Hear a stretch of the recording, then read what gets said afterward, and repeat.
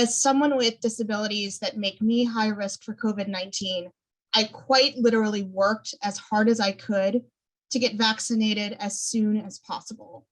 Ultimately, I received the Johnson & Johnson vaccine and have since had to navigate significant uncertainty regarding whether or not I needed additional vaccinations, which kind of vaccinations I could receive, and when I could receive them.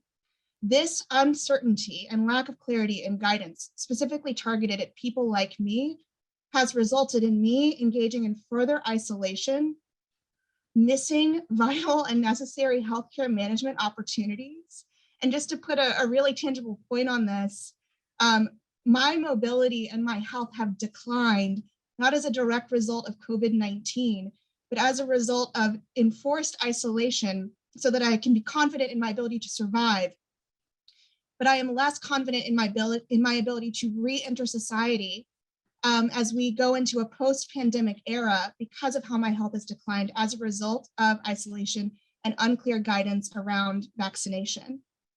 My experience is not that uncommon, something I am keenly aware of as the president and CEO of the American Association of People with Disabilities.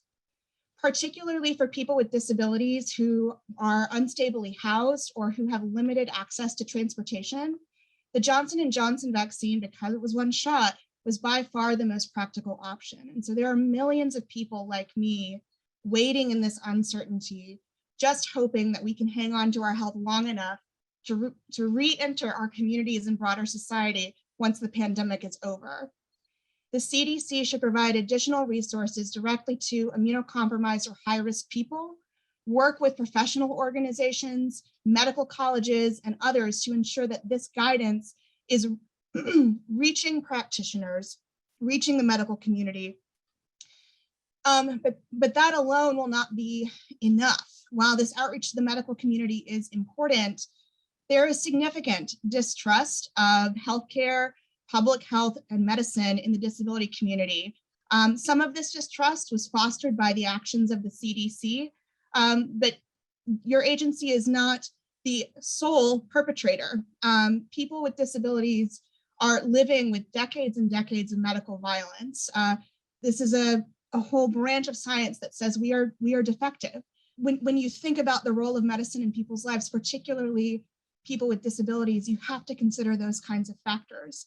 And so it is vital that the agency specifically work with organizations serving multiply marginalized, high-risk, immunocompromised, and disabled people so that this guidance can be disseminated and translated by trusted actors.